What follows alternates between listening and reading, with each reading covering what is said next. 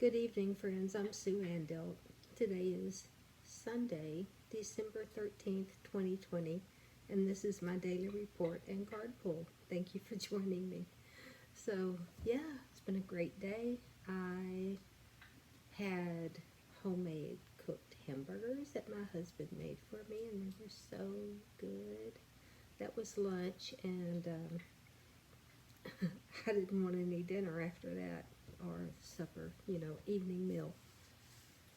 Too full from that. So instead of having supper, I went to do some thrift shopping, and I got myself 3 pair of cheaters for $1 each. Unfortunately, one pair is broken. And I've tried 2 different glues to glue it together with no luck. So I'm going to see if my brilliant hubby has a special plastic glue that will hold that together. And if not, I've wasted $1. Hate that, but sometimes that's the way it is. So, other than thrift shopping, I've planted some seeds. I want to mention a little tip that my pops taught me, which is food cans. Fill them with dirt. I cut slits in the bottom. Fill them with dirt, plant your seeds. When you're ready, you plant the whole thing into the ground. Or in my case, never plant it in the ground because the coons and possums will dig it up, unfortunately. But I do love my coons and possums, so I don't mess with them. But yeah, I planted like 6 cans of different herbs, so I'm excited about that. And they were free. All I had to do was eat the food that was in them, which was, pretty easy to do because people get hungry. People like to eat. So check it out. We're going to be working with Cartouche. This is an Egyptian deck. My husband actually, this was his deck, and he gave it to me, God, 25 or so years ago.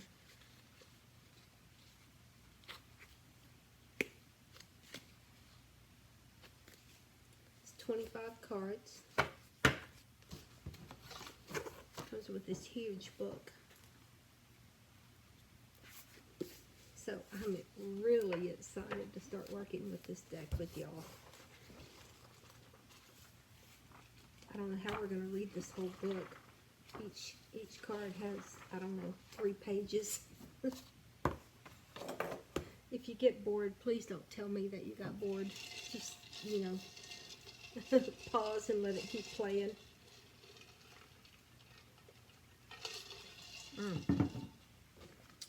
Ice water. I'm so thirsty.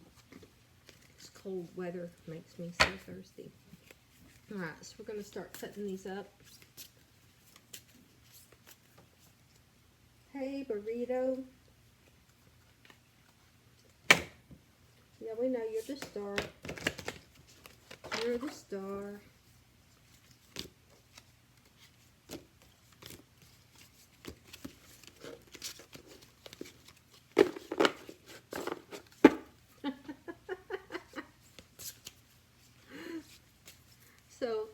So tell your fan base, how you're doing today. Come on, look right here.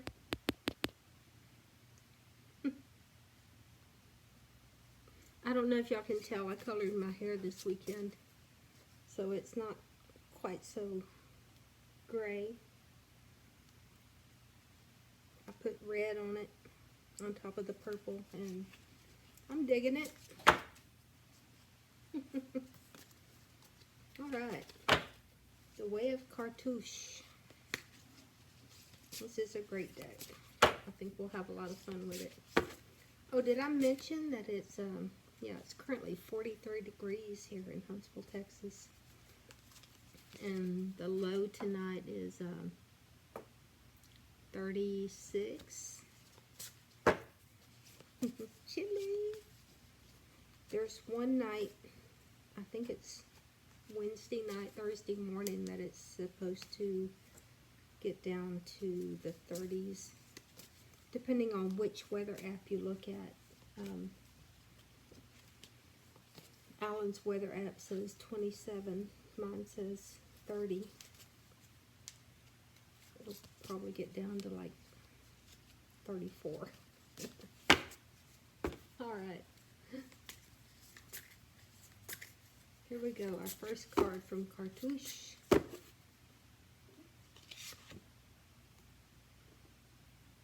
Number 15. Serious. Are you serious? Oh, wait, what the heck? New glasses. Check it out. Let's see what the book says about card 15. Wow, what order is this in?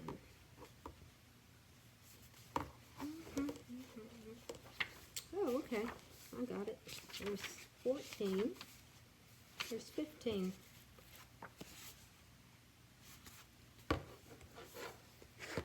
Marina, what are you doing? You're freaking people out. You're freaking people out. Did I show y'all the card? Okay.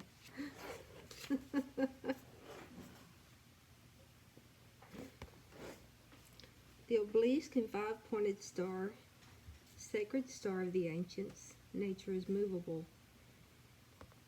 The upright meaning is universal awareness, space travel, pioneering, adventure, stamina, physical strength.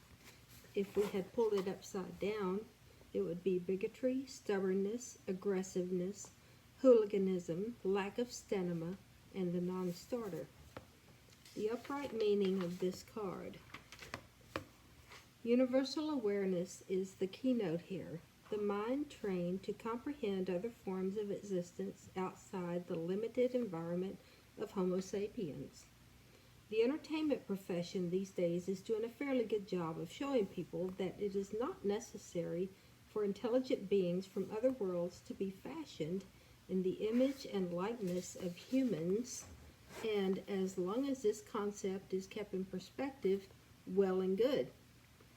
When Sirius features prominently in a reading, particularly in the 8th or 12th house in a horoscope spread, the indication is of an old soul who has experienced other parts of the universe and who could be gifted with the psychic ability to make or retain contact with those places or time zones. And there's a reversed.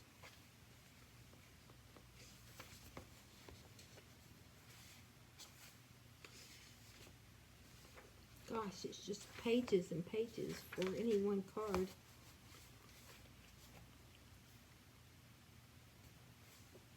Alright, let's do the symbolism. The antiquity of the Sirius concept may be evidenced in this symbol. The energies of Ra, one of the earliest known Egyptian deities, was said to be encapsulated in an obelisk called Benben, sometimes referred to as a manifestation of the god himself. The obelisk is accompanied by the hieroglyph meaning star, the two together representing Sirius, or, as it was called by the Egyptians, Sothis.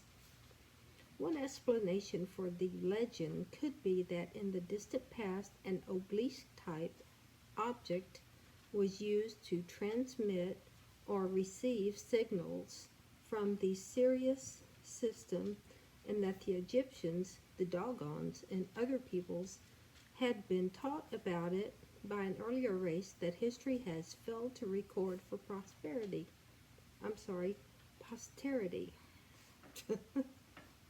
The writings of Plato and the tales, I apologize,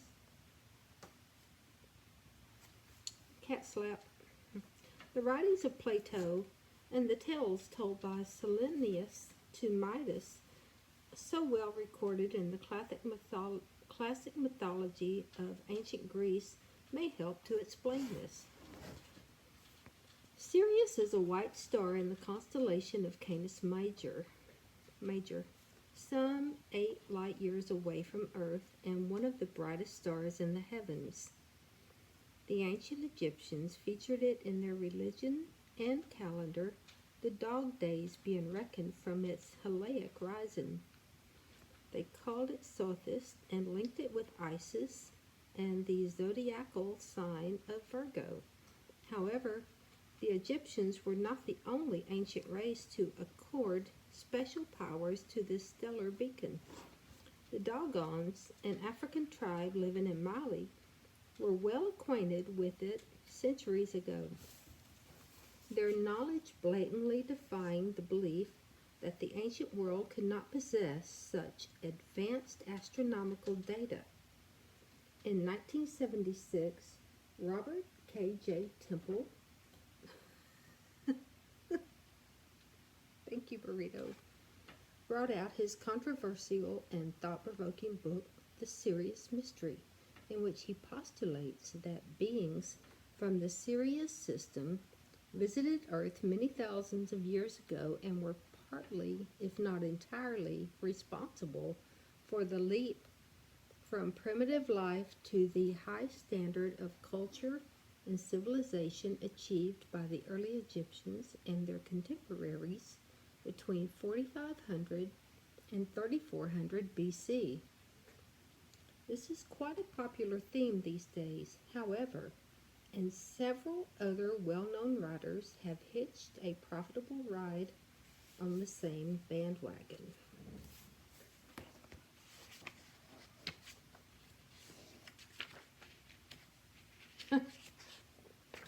So, there you have it. There's our card for today. Our first card pull. Where'd it go? Oh, Burrito's sitting on it. Our first card pull from this deck. Serious. Are you serious? Okay, that was rude. I apologize.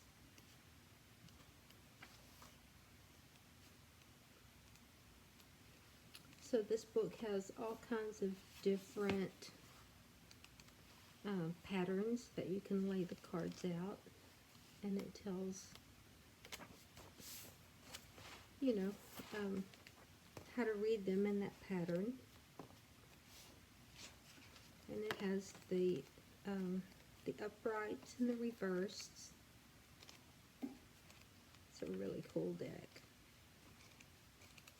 Yeah, we'll have fun with this. So, yeah, like I said, it's, I think, 25 cards in this deck. And I will hold them out so that we don't pull any card twice. That way we can work through all of them over the next 25 days. And, yeah, it's going to be fun.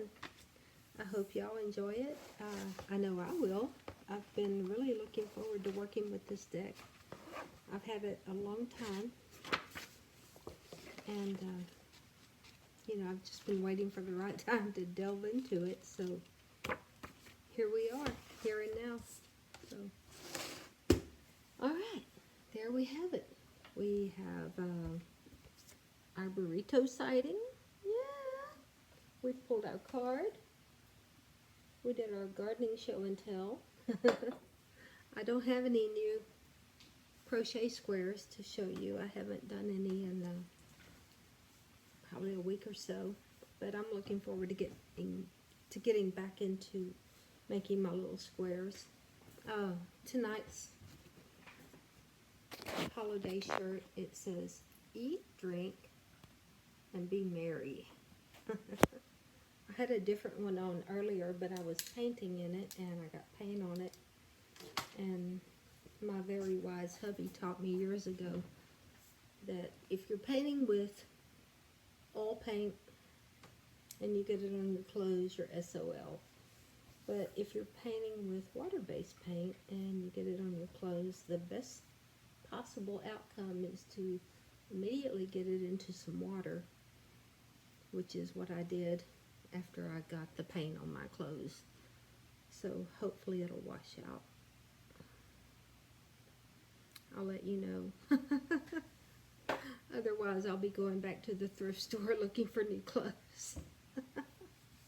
All right, thanks for joining me tonight, and I just want to say that I love you and I miss you, and I hope that you will join me again tomorrow, and I also hope that you enjoyed tonight's card pull, and that you have a good evening.